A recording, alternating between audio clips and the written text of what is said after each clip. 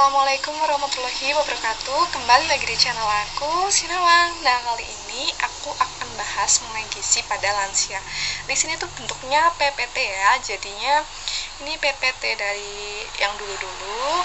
Ini cuma 14 slide. Jadi simak satu persatu.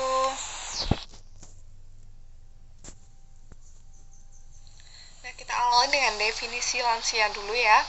Lansia atau lanjut usia biasanya identik dengan kakek nenek. Jadinya di sini Depkes membaginya menjadi 3, yaitu lansia awal, lansia akhir, dan manula.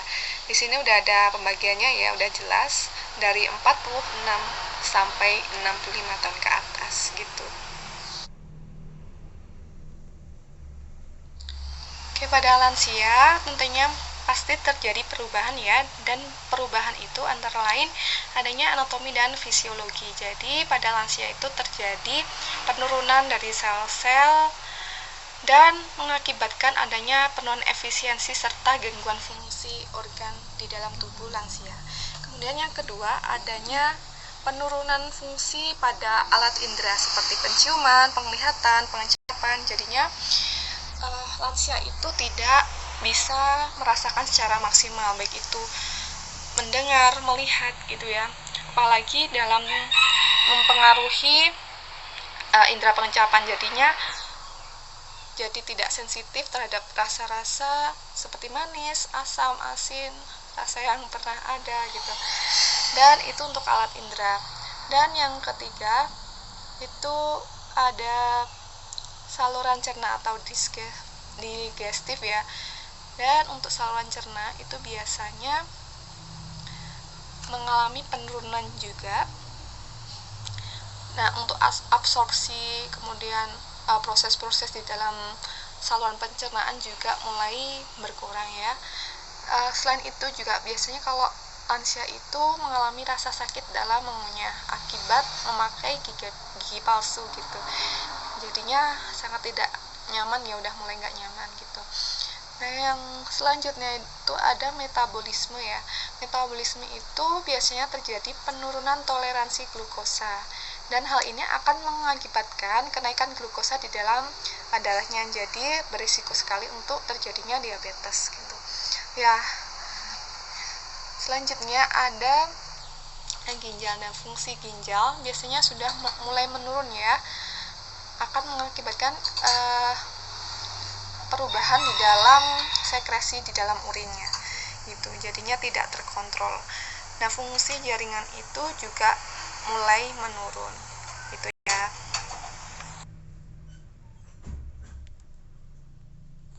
Oke, mengenai keadaan gizi lansia itu ada kekurangan gizi ya. Apabila kekurangan gizi itu bisa terbentuk KKP atau kurang kalori protein kronik, jadi baik ringan maupun berat ya. Nah, hal ini bisa dilihat dengan mudah melalui penampilan secara umumnya, performancenya dengan adanya kurus ya. Jadi berat badannya itu mulai rendah dibandingkan dengan lansia pada umumnya gitu. Dan kekurangan zat gizi lainnya itu ada defisiensi besi dalam bentuk anemia gizi ya, defisiensi B1 maupun B12. Nah, untuk kelebihan gizi biasanya itu terjadi pada usia sekitar 50 tahunan gitu ya. Hal ini biasanya dipicu dari ekonomi yang mulai membaik, kemudian makmur, jadi makanan tidak bisa dikontrol, semua makanan masuk, terutama makanan yang berlemak gitu. Jadinya zat-zat itu mulai menumpuk, jadi menyebabkan obesitas. Kemudian dapat pula disertai dengan munculnya berbagai penyakit metabolisme seperti diabetes mellitus dan dislipidemia atau penyakit-penyakit bawaan lainnya gitu. Penyakit-penyakit lainnya. Untuk pemantauan gizi pada lansia itu bisa dilakukan melalui 2 cara, secara langsung dan tak langsung ya.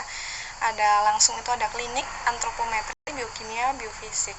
Untuk tak langsung ada penilaian konsumsi makanan dan survei makanan. Bisa dijelaskan pada slide selanjutnya. Untuk pemantauan secara langsung ada pemeriksaan klinis, bisa dilihat secara nyata penampilannya. Kemudian ada pemeriksaan antropometri ya, meliputi BB, lingkar kepala, lingkar lengan, gitu-gitu. Ada pemeriksaan biokimia seperti cairan tubuh, cairan darah gitu. Untuk pemeriksaan biofisik ada EKG.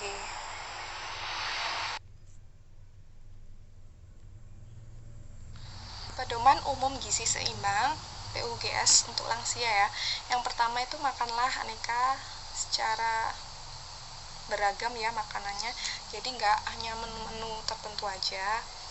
Pokoknya yang mengandung zat gizi. Kemudian yang kedua ada makanlah sumber karbohidrat secara kompleks seperti serealia, kemudian umbi-umbian. Dan yang ketiga, batasi minyak dan lemak secara berlebihan. Biasanya sehari itu minyaknya lebih dari 4 sendok makan ya.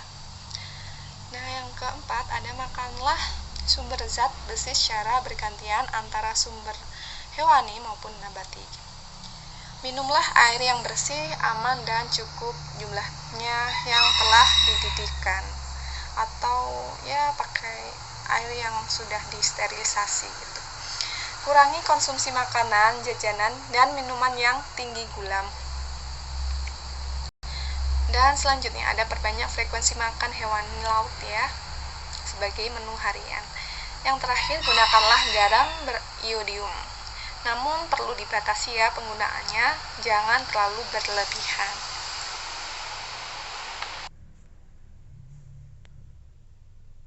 Oke, mengenai kebutuhan gizi pada lansia ya, ada kalori, protein, karbohidrat, lemak, dan lain-lainnya. Untuk kalori, itu kebutuhannya mulai menurun ya, sejalan dengan pertambahan usianya. Kemudian untuk protein, ada anjuran nih 1 gram per kilogram berat badan per harinya. Dan ini akan menyebabkan keseimbangan protein. Kemudian adanya karbohidrat ya, anjurannya 55-60% dari kalori totalnya. Kemudian ada lemak. Nah, asupan ini dibatasi cukup 20-25% dari energi total. Nah, selanjutnya ada serat, anjuran untuk meningkatkan asupan serat untuk mencegah terjadinya sembelit atau konstipasi. Nah, untuk yang terakhir ada vitamin. Vitamin itu anjuran yang baik untuk meningkatkan vitamin B6, B12, vitamin D, dan asam folat ya, untuk mengurangi zat besi. Untuk meningkatkan zat besi ya. Mengurangi anemia gitu. Nah, faktor-faktor yang mempengaruhi gizi pada lansia ya. Yang pertama, berkurangnya kemampuan mencerna makanan akibat dari kerusakan gigi ataupun ompong. Yang kedua, berkurangnya indera pengecapan yang mengakibatkan penurunan terhadap cita rasa makanan. Yang ketiga, esofagus ataupun kerongkongan itu mengalami pelebaran. Selanjutnya ada rasa lapar mulai menurun ya, karena terjadinya penurunan pada asam lambung. Untuk gerakan usus ataupun gerakan peristaltik biasanya juga akan menimbulkan konstipasi. Nah, penyerapan makanan di usus juga mulai menurun. Oke, ini ada beberapa menu sehat bagi lansia ya, ada tips-tipsnya. Itu ada makanan harus mengandung zat gizi dari makanan yang beraneka ragam. Kemudian perlu diperhatikan makanan jangan terlalu kenyang dengan cukup porsi yang kecil tapi sering aja. Kemudian banyak minum dan kurangi garam-garaman. Dan batasi makanan yang manis-manis atau gula ataupun minyak yang mengandung kolesterol ataupun berlemak gitu. Makanan banyak yang mengandung zat besi ya harusnya. Kemudian kurangi makanan yang digoreng, lebih baik dikukus ataupun direbus atau dipanggang. Sebenarnya juga kurang bagus sih kalau dipanggang gitu.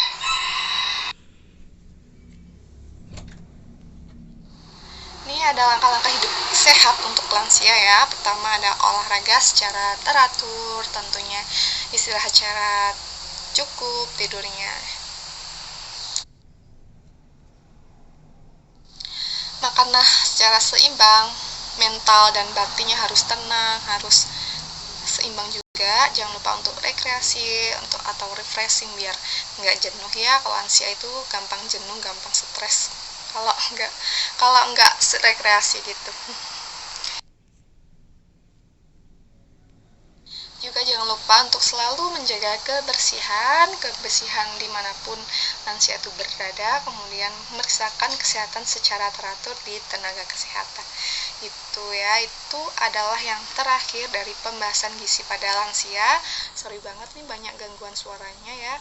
Semoga bermanfaat. Jangan lupa untuk subscribe, like, dan komen. Dadah.